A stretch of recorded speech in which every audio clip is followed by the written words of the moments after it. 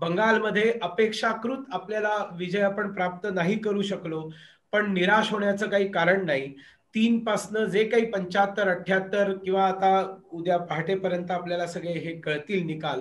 त्याच्यामुळे तिथे डेफिनेटली आपण जिंकू शकलो नाही, आपण हारलो असं म्हणायचं काही कारण नाही.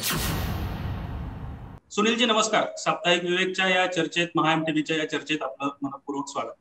सुनीलजी. सगळ्यांना नमस्कार.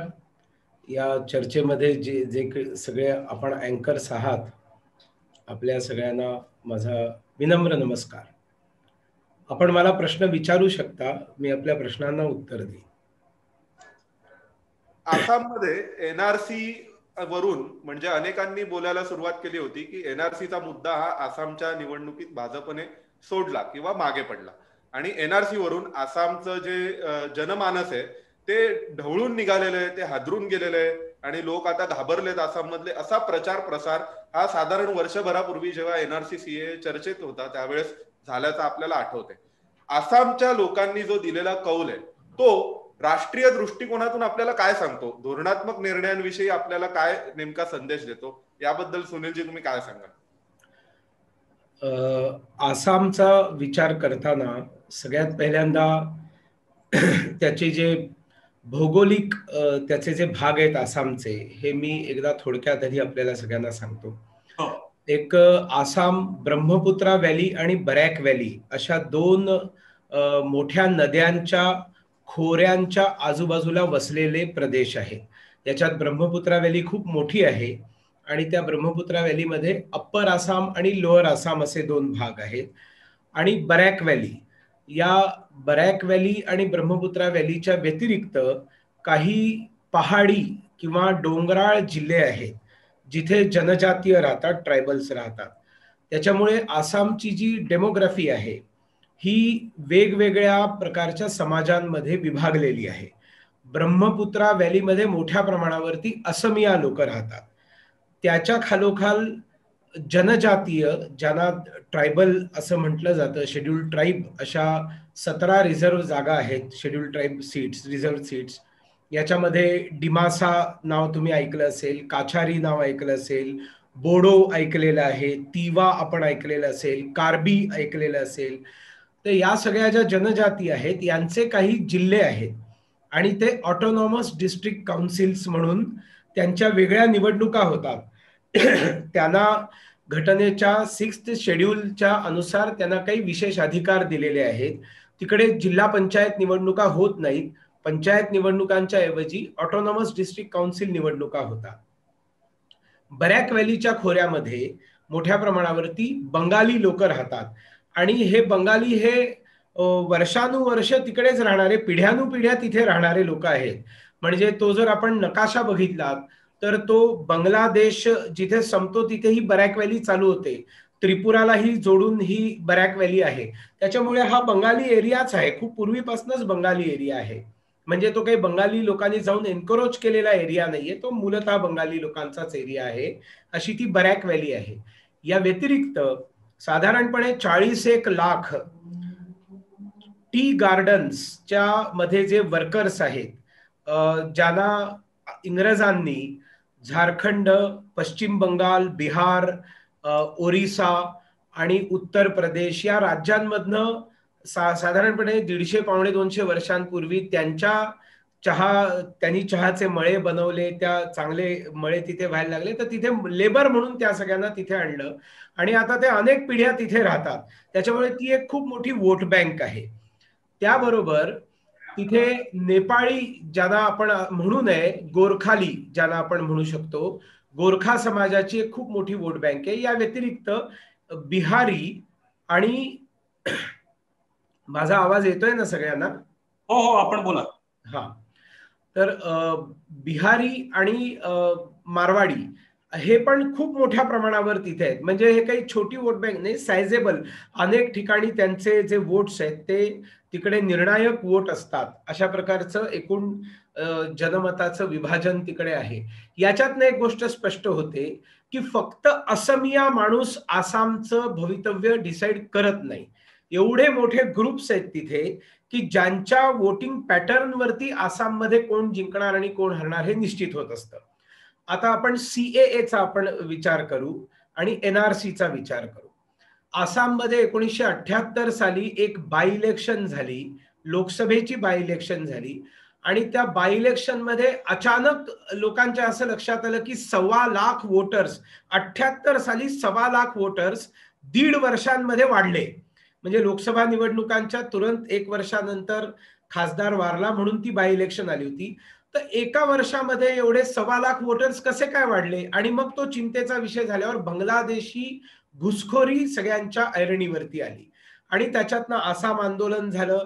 ऑल आसाम स्टुडंट्स युनियननी खूप तेजस्वी आंदोलन केलं. त्यावेळेला अखिल भारतीय विद्यार्थी परिषदेने त्याचं समर्थन केलं आणि या सगळ्याचा परिपाक म्हणून नंतर असम गण परिषदेचा जन्म झाला.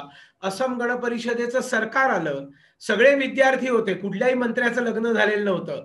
सगळ्या विद्यार्थ्यांचं पहिलं गव्हर्नमेंट हे आसाममध्ये असम गण परिषदेचं बनलं. पण 5 वर्ष भ्रष्टाचार आणि बांगलादेशींना बाहेर काढणं हे त्यांनी केलं नाही आणि त्याच्यामुळे एक फ्रस्ट्रेशन आसामच्या युवकांमध्ये आलं की आम्ही एवढं मोठं परिवर्तन केलं घुसखोरी या विषयाच्या विरोधात, पण तरी देखील काही झालं नाही आणि त्या फ्रस्ट्रेशन मधनं दहशतवाद निर्माण झाला. आणि United liberation front of Assam हा फॅक्टर आसामच्या प्रत्येक इलेक्शन मध्ये 1985च्या नंतर 1990 आणि प्रत्येक इलेक्शन मध्ये हा उल्फा हा फॅक्टर असायचा. म्हणजे इलेक्शनला उल्फानी बायकॉट केलेलं आहे का, इलेक्शनच्या बद्दल उल्फाचं काय मत आहे, आणि त्याच्यामुळे it was a big factor. दहशतवाद हा एक बिग फॅक्टर असायचा एकेकाळी. आणि आसामचे लोक बांगलादेशी घुसखोरांच्या प्राबल्याला घाबरतात आणि they are worried about infiltration. आता याच्यामध्ये हे इन्फिल्ट्रेशन कुठल्या भागात जास्त आहे, तर बरॅक व्हॅलीमध्ये इन्फिल्ट्रेशन प्रचंड आहे, लोअर आसाममध्ये इन्फिल्ट्रेशन प्रचंड आहे. पण हा जो अप्पर आसाम आहे, या अप्पर आसाम मध्ये अजून तेवढ्या प्रमाणावरती बांगलादेशी घुसखोर नाहीत आणि तो असमिया बहुल एरिया आहे.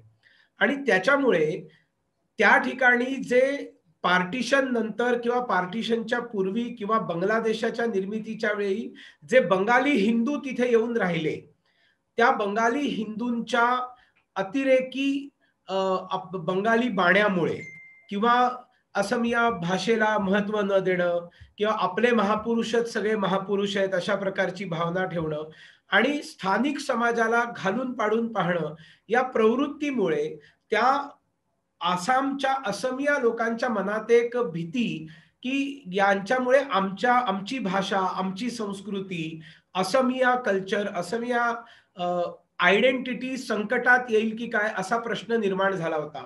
आणि त्याच्यामुळे आपण जेव्हा महाराष्ट्रात बांगलादेशी घुसखोर म्हणतो त्यावेळेला आपल्या डोळ्यासमोर बांगलादेशी घुसखोर मुसलमान असतात.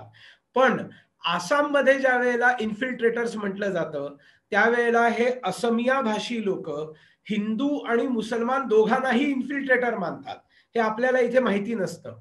पण बरॅक व्हॅलीमध्ये तर बंगाली हिंदूच आहेत, पण लोअर आसाममध्ये इतक्या मोठ्या प्रमाणावरती बांगलादेशी घुसखोर झाले की तिकडच्या असमिया हिंदूंना हा बंगाली हिंदू हा काही विषय थ्रेट शिल्लक राहिला नाही. त्यांना हे माहिती होतं की बंगाली हिंदू आम्हाला चालेल एक वेळ, पण हे जे बांगलादेशी घुसखोर मुसलमान आहेत यांच्यापासून आम्हाला थ्रेट आहे. तर ही जी फिलिंग लोअर आसाम मध्ये आहे ही अपर आसाम मध्ये तेवढी नाही. आणि हे सगळं मी का पार्श्वभूमी तुम्हाला सांगितली, तर CAA ची आवश्यकता का होती, कारण हे मोठ्या प्रमाणावरती जे बांगलादेशातनं आलेले जे हिंदू आहेत या हिंदूंना नागरिकता मिळणं अत्यंत आवश्यक होतं. आणि ते वर्षानुवर्ष भाजप म्हणत होतं की आम्ही सरकारमध्ये आल्यावर आम्ही या हिंदूंना नागरिकता देऊ, जी तिथे लाखांच्या संख्येने आहे. ही आमच्यासाठी वोट बँक नाहीये, ही आमची आयडिओलॉजी आहे की या देशामध्ये आलेले पाकिस्तान, मुळातच हे पाकिस्तान, बांगलादेश आणि हे सगळे जे आहेत या भारताच्या भूमीवरती एका अर्थाने त्या काळी झालेला एक नाजायज कब्जा आहे. त्यांची ती भूमी नसताना मुसलमानांनी घाबरवलं काँग्रेसला आणि काँग्रेसनी देऊन टाकली भीतीने येऊन, आणि त्याच्यामुळे भारताचे पूर्व पाकिस्तान, पश्चिम पाकिस्तान तुकडे झाले आणि पाकिस्ताननी इमिजिएटली स्वतःला इस्लामिक रिपब्लिक डिक्लेअर करून हिंदूंना बाहेर काढायला सुरुवात केली. आणि त्याच्यामुळे ते आल्यावर त्यांना नागरिकता मिळाली पाहिजे हे गांधीजींपासून नेहरूंपासून सगळं म्हणाले होते, पण कोणी दिले नाहीत. देण्याचं काम अमित भाई शहा नरेंद्र मोदीजींच्या सरकारने केलं आणि त्या सीएएच्या मुळे हे सगळे बंगाली हिंदू जे आहेत हे सुखावले. एनआरसी मुळे काय झालं तर एनआरसीची सगळ्यात पहिली मागणी मोठ्या प्रमाणावरती या देशात आसामनीच निर्माण केली होती की आम्हाला कोण या आसामचा खरा नागरिक कोण आहे, कोण बाहेरनं आलेला आहे हे त्यांना हवं होतं.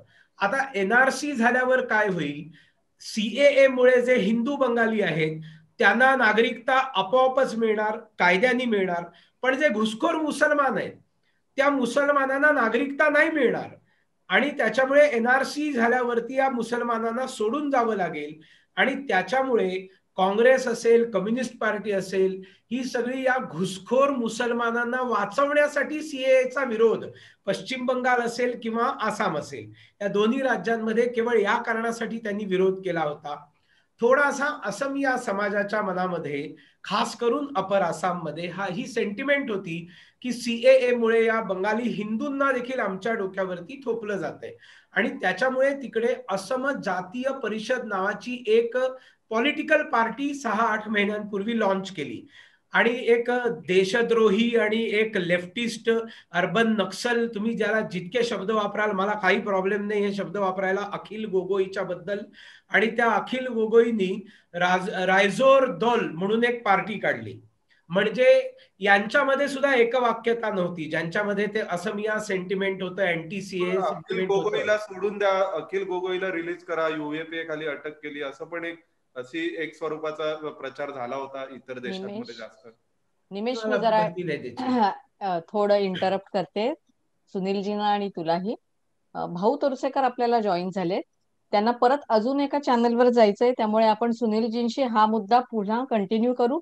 एक मिनिट, मी 2 मिनिटं बोलतो आणि मी निघून जातो, कारण मलाही अनेक ठिकाणी दुसरीकडे जायचं आहे. बरं, हरकत नाही. आसाम मधल्या ज्या निवडणुकांमध्ये जो विजय झालेला आहे या विजयाचा सगळ्यात मोठं श्रेय जर काही असेल तर नरेंद्र मोदी सरकार आणि सर्वानंद सोनोवाल सरकार या दोन्ही सरकारांचं, ज्याला भाजप नेहमी डबल इंजिन गव्हर्नमेंट म्हणतो, की केंद्र सरकार उत्कृष्ट काम करतं आणि ते काम जमिनीवर उतरवण्यासाठी जर राज्य सरकार देखील नरेंद्र मोदीजींच्या मार्गदर्शनाने चालणारं सरकार असेल तर त्या योजना जमिनीवर उतरतात.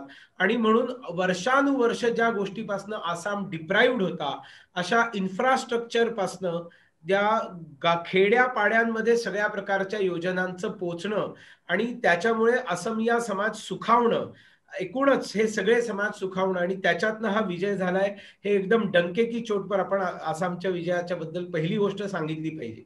दुसरी गोष्ट, बांगलादेशी घुसखोरांची पार्टी AIUDF, बदरुद्दीन अजमलला काय म्हणायचंय ते म्हणू देत, पण बदरुद्दीन अजमल हा एक प्रतिनिधी आहे की तो बांगलादेशी घुसखोरांचा एक नेता आहे आणि त्याच्यामुळे त्याच्याशी युती करून काँग्रेसने आपल्या पायावरती धोंडा टाकून घेतला आणि त्याच्यामुळे तरुण गोगोई असेपर्यंत थोडी बहुत आसाम काँग्रेसमध्ये थोडी जान होती, पण ते गेल्यानंतर काँग्रेस डायरेक्शनलेस झाली, होपलेस झाली, लीडरलेस झाली आणि त्यातनं त्यांनी आणखीन बदरुद्दीन अजमलशी अलायन्स केल्यामुळे त्यांना याचं भुगतान भोगावं लागलेलं आहे. हे रिझल्टवरनं अगदी स्पष्ट दिसतं. सगळ्या जनजाती बीजेपीच्या बाजूनी झाल्या, याचं कारण जनजातींचा वास्तविक विकास या डबल इंजिन सरकारमुळे झाला. टी गार्डनचे 40-50 लाख वोटर्स जे आहेत, जे 25 विधानसभांवर प्रभाव टाकतात, ते सगळे पूर्णपणे भाजपच्या बाजूनी होते.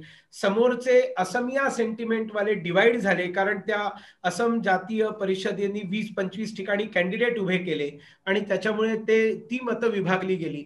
त्याच्यामुळे आसाम आपण जिंकणार याची पूर्ण खात्री आम्हाला होती आणि त्यातनं सर्वानंद सोनोवाल यांनी घोषणा केली होती की लुंगी आणि टोपीचं सरकार आपण इकडे येऊ द्यायचं नाही.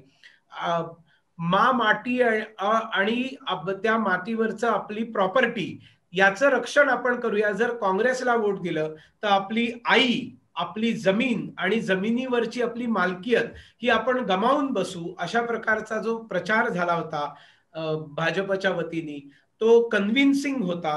कारण काँग्रेस बरोबर जाण्यामुळे बांगलादेशी घुसखोरांचं सरकार येण्याची शक्यता होती आणि या सगळ्या कारणांमुळे आसामचा विजय झालेला आहे. बंगालमध्ये अपेक्षाकृत आपल्याला विजय आपण प्राप्त नाही करू शकलो, पण निराश होण्याचं काही कारण नाही. 3 पासनं जे काही 75-78 किंवा आता उद्या पहाटेपर्यंत आपल्याला सगळे हे कळतील निकाल, त्याच्यामुळे तिथे डेफिनेटली आपण जिंकू शकलो नाही, आपण हारलो असं म्हणायचं काही कारण नाही. हारलो कधी म्हणायचं, जर आपण सरकारमध्ये असताना आपण जर ते सरकार टिकवू नाही शकलो तर आपण हारलो म्हणायचं. आपण हारलेलो नाही, आपल्याला अपेक्षाकृत यश मिळू शकलं नाही याचं दुःख जरूर आहे. त्याचं आकलन देखील पक्ष करेल, काय झालं काय नाही.